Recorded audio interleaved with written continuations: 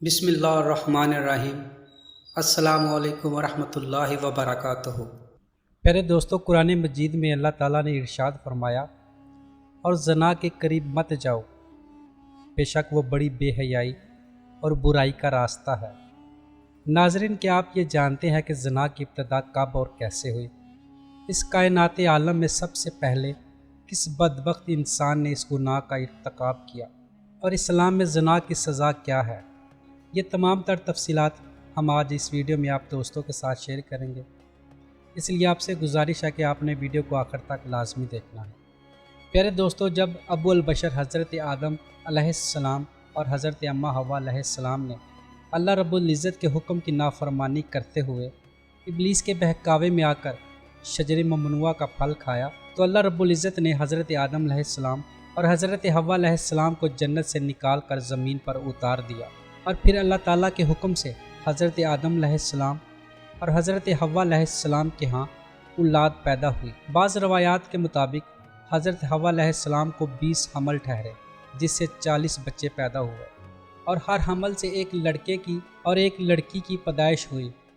حضرت آدم علیہ السلام چونکہ کائنات عالم کے پہلے انسان تھے، اور زمین پر انسان کی نسل بڑھانے کے لیے ایک حمل سے پیدا ہونے والی لڑکی کی شادی دوسرے حمل سے پیدا ہونے والے لڑکے سے کر دی جاتی تھی، جبکہ دوسرے حمل کی لڑکی کی شادی پہلے حمل کے لڑکے سے کی جاتی تھی، اور ایک حمل کے بہن بھائی اللہ رب العزت کے حکم سے آپس میں بھائی بہن ہوتے تھے۔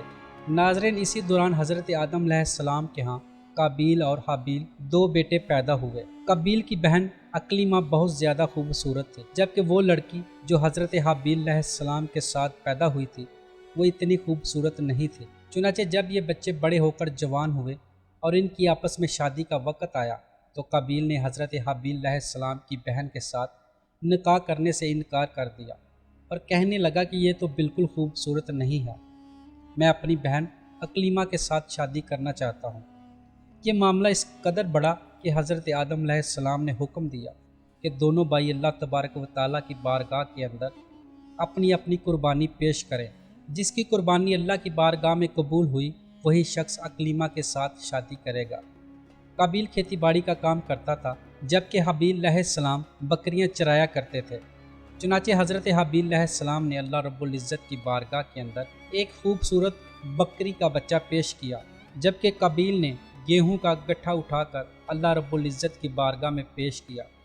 اللہ تبارک و تعالیٰ کی بارگاہ کے اندر جب یہ دونوں قربانیاں پیش کی گئی، اس زمانے کے رواج کے مطابق آسمان سے آگ اتری اور اس نے حضرت حابیل علیہ السلام کی قربانی کو نگل لیا، یعنی یہ ثابت ہو گیا کہ حضرت حابیل علیہ السلام کی قربانی اللہ کے حضور قبول ہو گئی ہے۔ جس پر قابیل کہنے لگا کہ ضرور میرے باپ حضرت آدم علیہ السلام نے قابیل کے لیے دعا کی ہوگی، جس کی وجہ سے اس کی قربانی قبول ہوئی ہے۔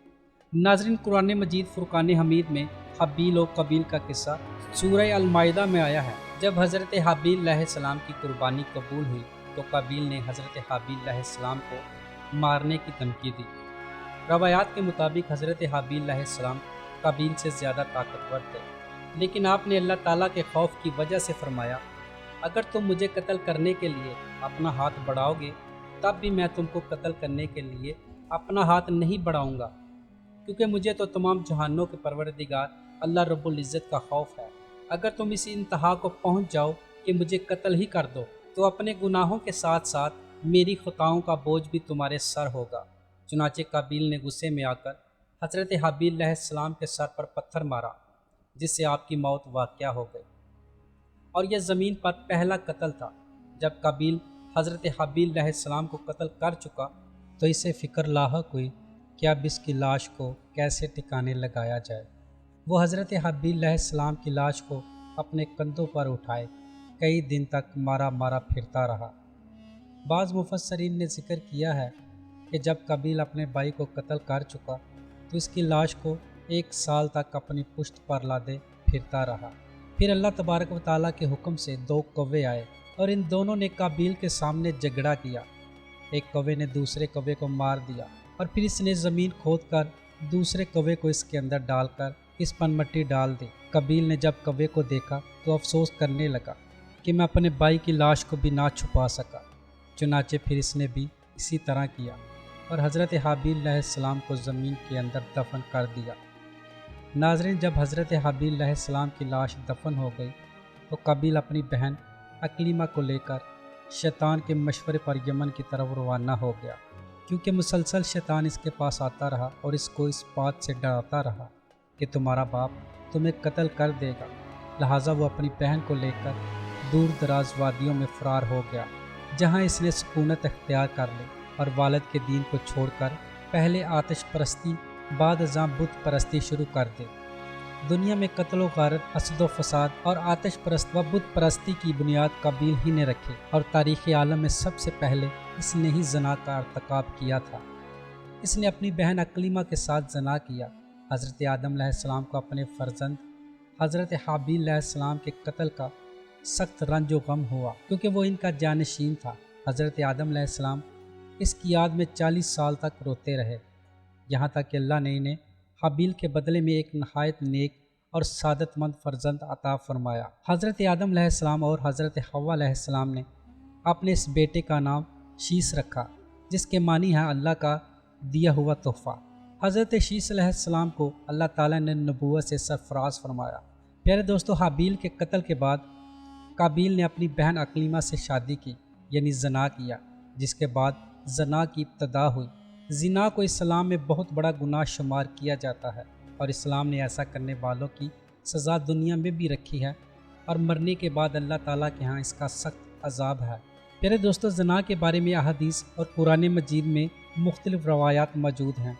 अल्लाह रब्बुल इज़्ज़त ने कुरान मजीद में इरशाद फरमाया है, ज़नाकार औरत और मर्द में से हर एक को 100 कोड़े लगाओ। इन पर अल्लाह की शरीयत की हद जारी करते हुए तुम्हें हरगिज़ इन पर तरस नहीं आना चाहिए। अगर तुम्हें अल्लाह पर और क़यामत के दिन पर ईमान है तो इनकी सज़ा के वक़्त मुसलमानों की एक जमात मौजूद होनी चाहिए। नाज़रीन, ज़ना की शरई सज़ा ये है कि अगर बालिग शादीशुदा मर्द या औरत ज़ना करे तो इसको संसार किया जाए, यानी पत्थर मार मार कर कत्ल कर दिया जाए, और अगर गैर शादीशुदा इस हरकत का मुर्तकिब हो जाए तो इसको 100 कोड़े मारे जाएँ और ये सज़ा सरेआम मजमे में हो, ताकि लोग इससे इबरत हासिल करें।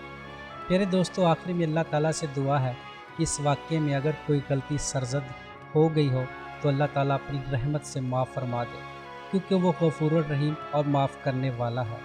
आमीन सुम्मा आमीन। प्यारे दोस्तों, ये थी हमारी आज की वीडियो और हम उम्मीद करते हैं कि आपको हमारी ये आज की वीडियो पसंद आई होगी। अगर पसंद आई है तो वीडियो को लाइक कीजिए और अपने दोस्तों के साथ शेयर कीजिए, और अगर अभी तक आपने हमारे चैनल को सब्सक्राइब नहीं किया तो इसको सब्सक्राइब करके ऑल नोटिफिकेशन को ऑन करना मत भूलिए, ताकि हमारी हर नई आने वाली वीडियो का नोटिफिकेशन आप दोस्तों को सबसे पहले और बआसानी मिल सके। तो मिलते हैं एक नई वीडियो में, तब तक के लिए अस्सलामु अलैकुम वरहमतुल्लाह।